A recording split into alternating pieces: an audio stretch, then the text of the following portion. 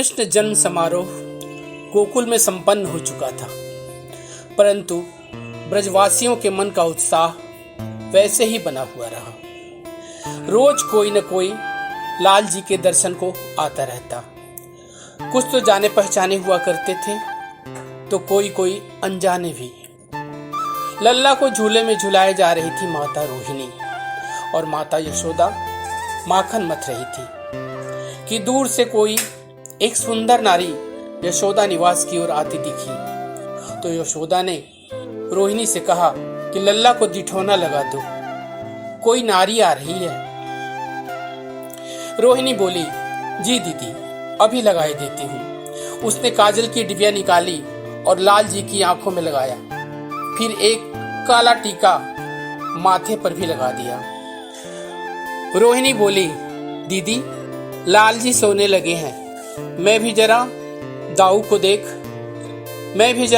देख आऊं कि वह क्या कर रहा है। इतना कहकर रोहिणी अपने कक्ष की ओर चली गई। ब्रजमंडल में कृष्ण जन्म समारोह मनाए जाने की सूचना मथुरा तक जा पहुंची थी। कंस के भेदी इस बात का पता लगा चुके थे कि गोकुल में नंद के घर एक अत्यंत ही प्रतिभाशाली बालक ने जन्म लिया है। कंस को योगमाया के कहे हुए शब्द बार बार याद आ रहे थे कि तुम्हारा काल गोकुल में जन्म ले चुका है, कहीं मेरा काल वही शिशु तो नहीं। कंस यह सोचकर कांप उठा। उसने सोचा, मैंने तो गोकुल में जन्मे सभी नवजातों की हत्या करने के लिए सैनिकों को भेजा था, तो क्या सेनापति ने मुझसे झूठ कहा कि आपके आदेश पूर्ण किए जा चुके हैं? तो फिर यह बालक कैसे बच गया? कृष्ण के जन्म के छठे दिन छठियार का समारोह खूब धूमधाम से मनाया जा रहा था, और नौमी तिथि की रात गोकुल में कंस के सैनिकों ने हमले की योजना बनाई थी, जिसके तहत गोकुल में घर घर घुसकर नवजातों का वध किया जाना था। परंतु कंस के सैनिक भूल गए कि उनकी व्यूह रचना को तोड़ने के लिए एक महानायक पहले ही गोकुल में आ चुका है।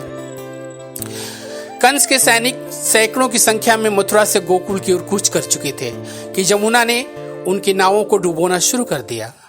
यमुना ने अपना विभत्स रूप दिखाया और सैनिकों से भरी नाव देखते ही देखते पलटने लगी। जो तैरकर किनारे आए वे सर्पदंश से मारे गए।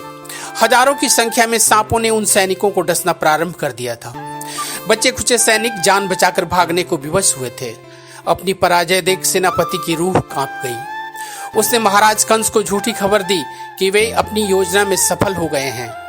कंस यह सुनकर चैन की सांस ले ही रहा था कि ब्रजमंडल में कृष्ण जन्म समारोह की खबर ने उसकी नींदें उड़ा डाली। उसने अपने विशेष स्नेहभाजन रक्षा कवच में अग्रणी रहने वाली सेविका पूतना को बुलाया और गोकुल जाकर कृष्ण की लीला समाप्त कर डालने का फरमान जारी कर दिया। पूतना एक अति सुंदर नारी का रूप धारण कर गोकुल पहुंच चुकी थी। उसने देखा यशोदा माखन मथ रही है। वह उनके पास जाकर बैठ गई। पूतना का सौंदर्य सम्मोहित कर रहा था। यशोदा भी मोहित हुए बिना नहीं रह सकी। उन्होंने पूछा, कहां से आई हो बहन? पूतना ने मुस्कुराते हुए जवाब दिया, ब्रज की ग्वालन हूं बहन। सुना है कि सरपंच जी के घर बड़े सुंदर बालक का जन्म हुआ है, तो उसके दर्शन का मोह नहीं त्याग सकी, सो चली आई हूं। बहन, उनसे मिलवा दो ना एक बार।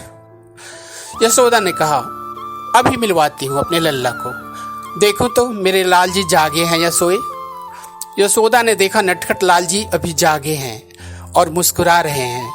माँ की ममता छलकी, झट गोद में उठा लिया और सुंदरी ग्वालन को दिखाने ले आई। पूतना ने शिशु को भरपूर नजरों से निहारा। शिशु ने भी मुस्कान बिखेर कर अभिवादन किया। पूतना ने वात्सल्य भाव दिखाते हुए लाल जी को अपनी गोद में भर लिया और स्तनपान कराने लगी।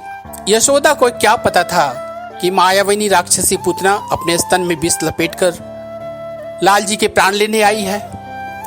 यशोदा ने गांव की गोपी समझ लाल जी को सौंप दिया था, पर लाल जी तो सब जानते थे। उन्होंने पूतना का स्तनपान करते हुए उसके प्राण हरने लगे। मारे दर्द की पूतना करा उठी और अपने असली स्वरूप में आकर कृष्ण को ले उड़ी। श्री कृष्ण ने स्तनपान करते हुए उसके प्राण हरण कर लिए थे। यह सब अचानक और इतनी द्रुत गति से हुआ कि कोई समझ नहीं पाया। नंद निवास में कोहराम मच गया।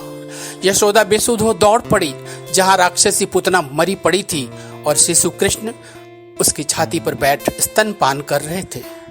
पुतना के शरीर से चंदन की खुशबू बिखेरने लगी थी। लालजी ने उसे माता का सम्मान दिया। यशोदा ने जैसे ही पूतना की छाती से लालजी को उठाया, पूतना का शरीर धू धू कर जल उठा।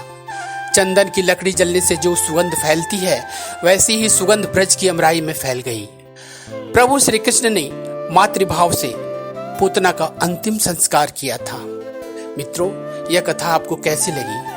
कमेंट्स करके अवश्य बताएं। वीडियो को लाइक और चैनल को सब्सक्राइब करें। बस इतनी ही आरज़ू है। धन्यवाद।